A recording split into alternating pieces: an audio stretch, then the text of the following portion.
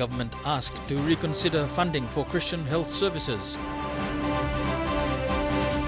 Ranuguri United Church celebrates 40 years.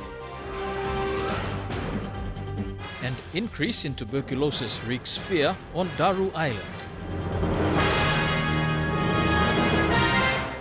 This is National MTV News with Mary Bartolo. Good evening and thank you for joining us for Sunday's news. In his Easter message today, Father Victor Roche, the head of the Catholic Bishops' Conference, said the country needs to reflect on the tough economic times ahead. He also called on the government to reconsider its 50 million kina funding cut to church-run health facilities in the country. He says this will impact people who rely on these crucial services. Father Victor said Easter is the time to reflect and repent on oneself, their actions towards others, and how it affects them.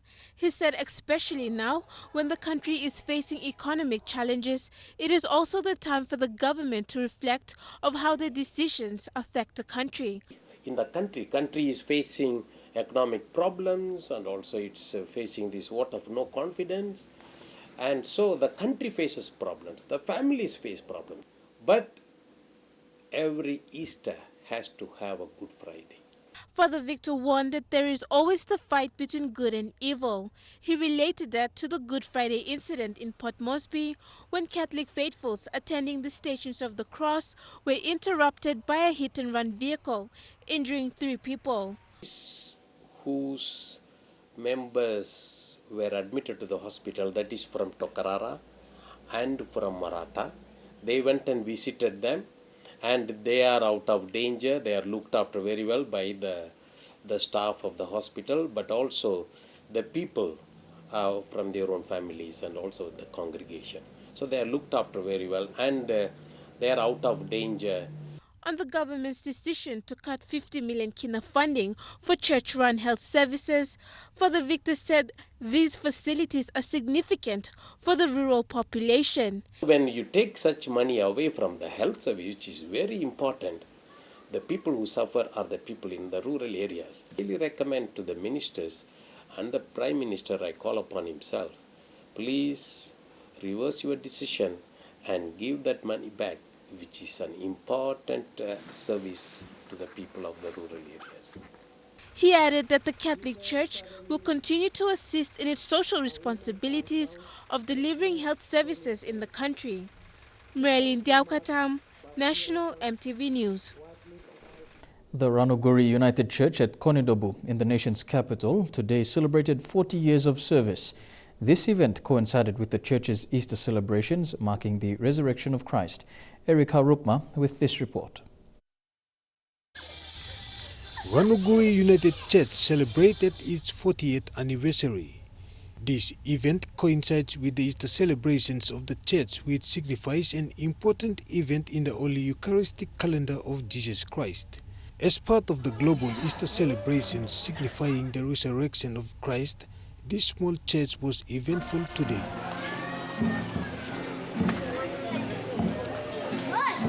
Ranuguri United Church was established at Konidobu in 1976 as part of the United Church Port Moresby Circuit.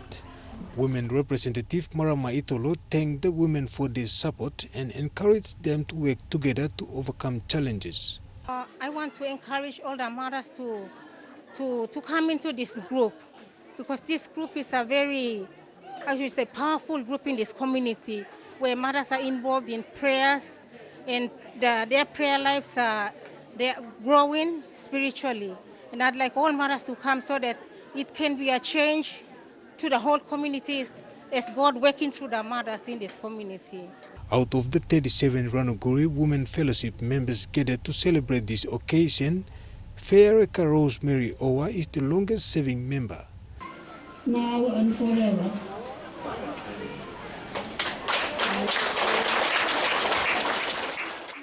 Member from Moresby South, Justin Chechenko, was there to witness this event. And it's a perfect time during the Easter holidays and the Easter break, where we're celebrating the life of Jesus Christ. And it's wonderful to be here with all my bulbuls, all my mothers, and all the wonderful people, especially from the Gulf province. especially from the Gulf province, that are celebrating 40 years of the United Church here in Ranuguri Village. It's a very good congregation of people from the Gulf. They live together, and they're a great communities. National EMTV News. In other news, the widespread cases of tuberculosis on Daru Island have prompted calls for authorities to improve sanitation, sewage and water supply treatment. Chairman of Dakom Watch Council, Kiwi Lui, said the island is overcrowded and town residents are still using bucket latrines, commonly known as black buckets, as toilets. He called on local MPs and town authorities to improve this condition. In Daru alone, we're using this black bucket system, and there is no sanitation programs by the Fly River provincial government, who should be taking responsible of dumping all these shits into a proper place. Mr. Lui is one of the locals who have been vocal on improving water, sanitation and sewage on Daru Island. He said in some residential areas in town, people are still using bucket latrine as toilets and bow water for drinking and cooking. And what the users do is just at the backyard, we dug up holes and we put all these shits inside, and that's during the dry season. And the danger is that when the rain comes, the maggots rises up.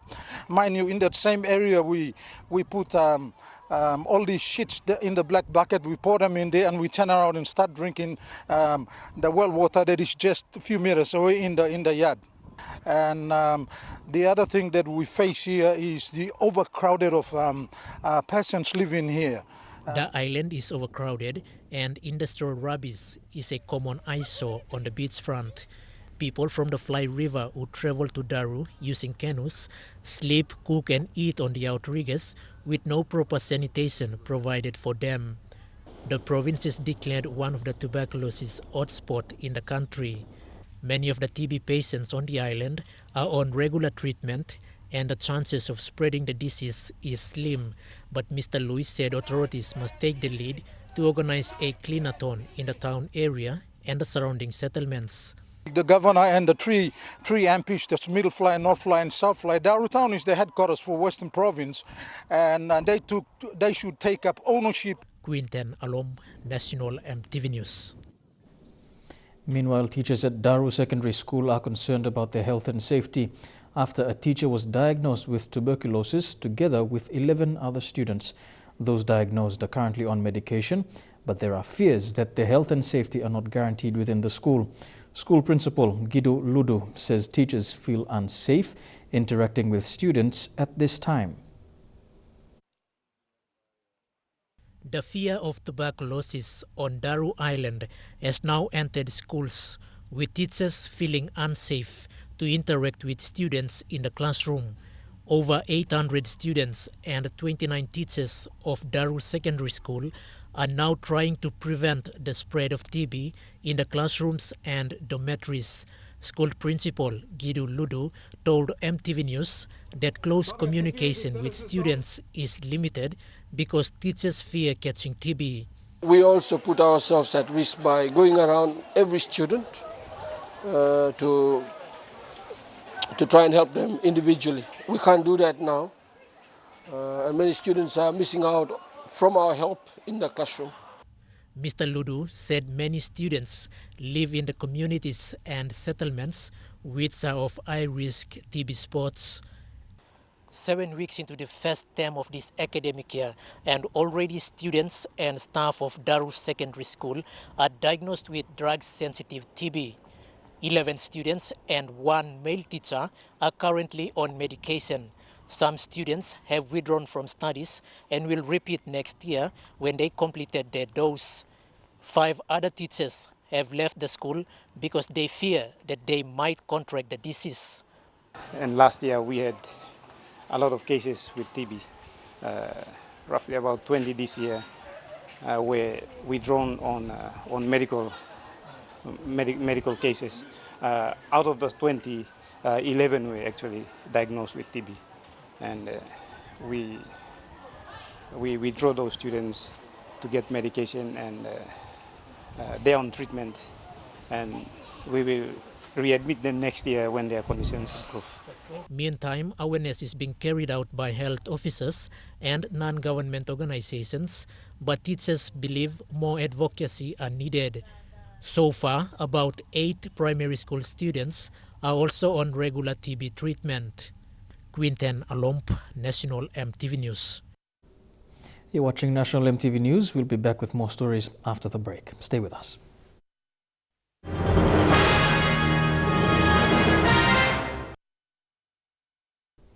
Welcome back to the news. After years of struggle, the people of Seguro Village in East Sepik Province are finally seeing changes taking place. One person in particular is an elderly woman, Margaret Bandu, who attributed these changes to good leadership. MTV caught up with Mrs. Bandu, who openly expressed her tears of joy.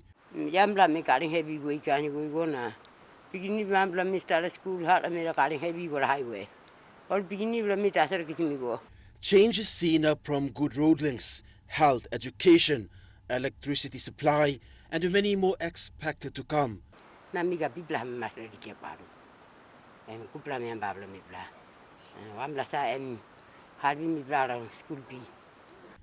For so long, mothers have suffered, carrying the garden produce, working long hours to access the main road, and youths have always been there to help them. For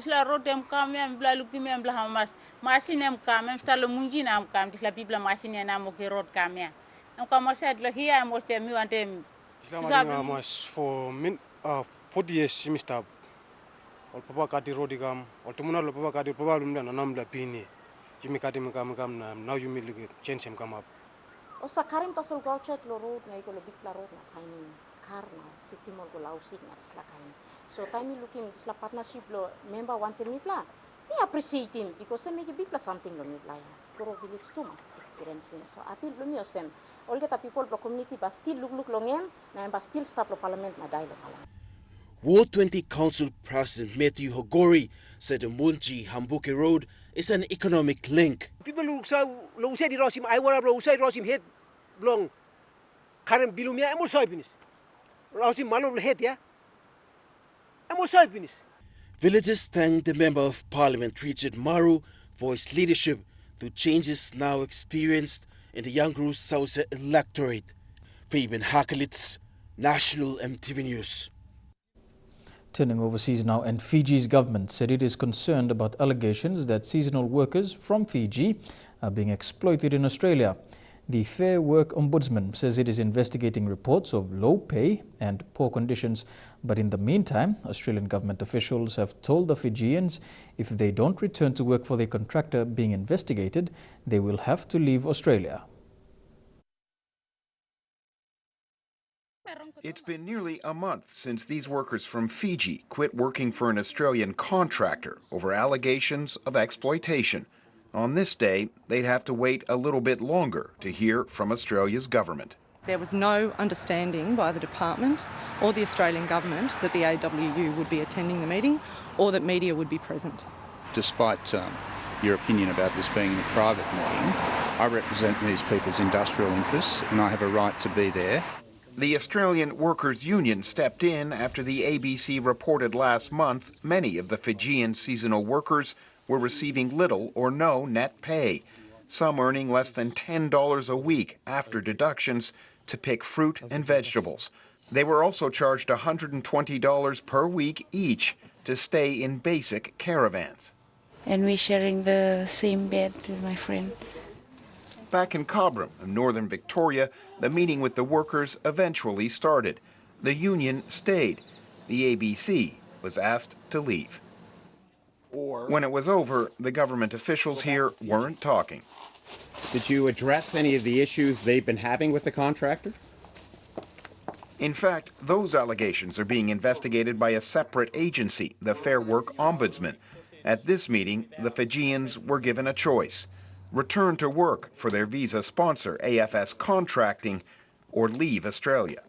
They're pushing us to go back home, like every one of us is not happy. And we're going back home with nothing. To make things worse, many of these workers will return home to villages devastated by the recent cyclone in Fiji. We have a family back home. They rely on us. And the situation back home, cyclone, that's very unfair. The ABC tried repeatedly to contact Tony Yamankol, the owner of AFS Contracting. We returned to the farm where the Fijians picked tomatoes, hoping to speak with him. We just want to talk to Tony. Do you know where he is? He's a hard man to find. He wasn't at home either.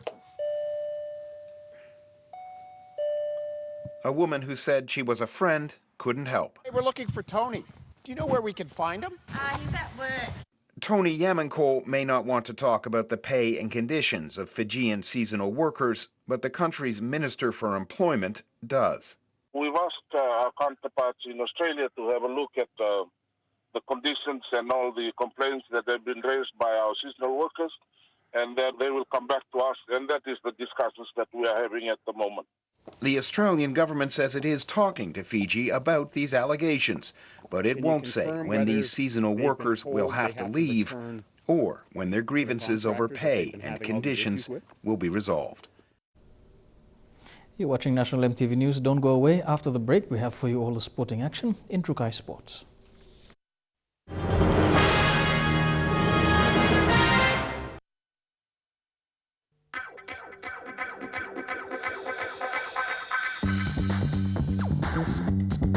Trukai Sports.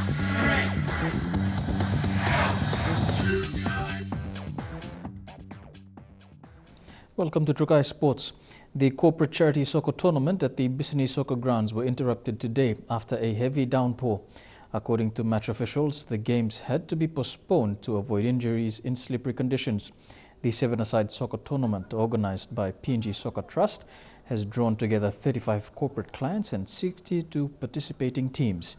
Teams were drawn from different pools and categories including men's, women's and mixed divisions, with the aim to raise funds for charity organizations in PNG. The event gave the opportunity for corporate companies to build business networks and showcase their merchandise to the general public. Due to the weather, the knockout stages will be played tomorrow early in the morning before the finals. A seemingly not so popular event, the British and World Marbles Championship, is ancient. It takes place each year on Good Friday and continues throughout the Easter period. It has been played in its current format since 1932 in England.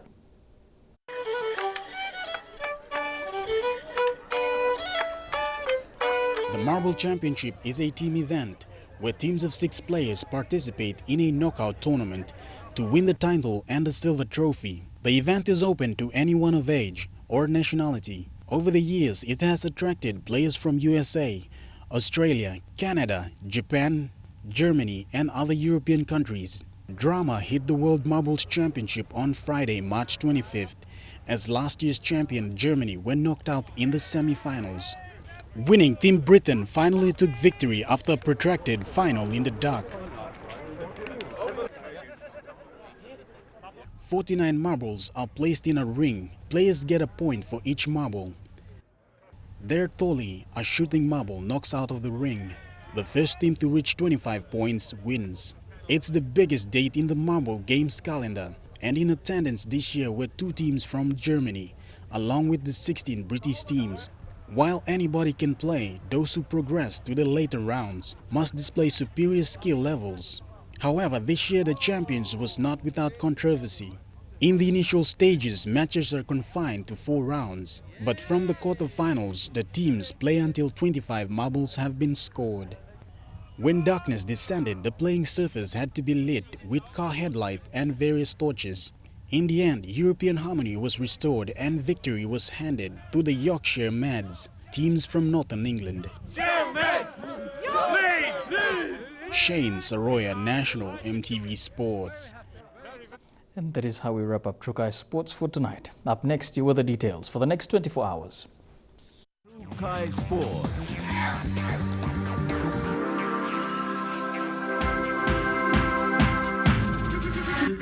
Trukai Sports.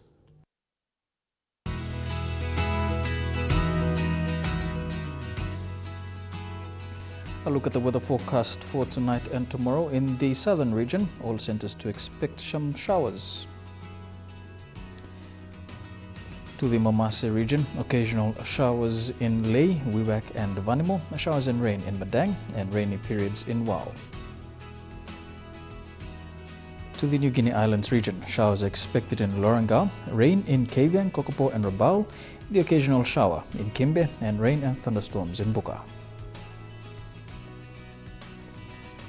And in the Highlands region, Mount Hagen, Goroka, Kundiawa, Mendi and Wabeg, you can expect some light rain over the next 24 hours. And that's how we end today, Sunday, the 27th of March 2016. On behalf of the EMTV News team, enjoy your public holiday tomorrow. Happy Easter.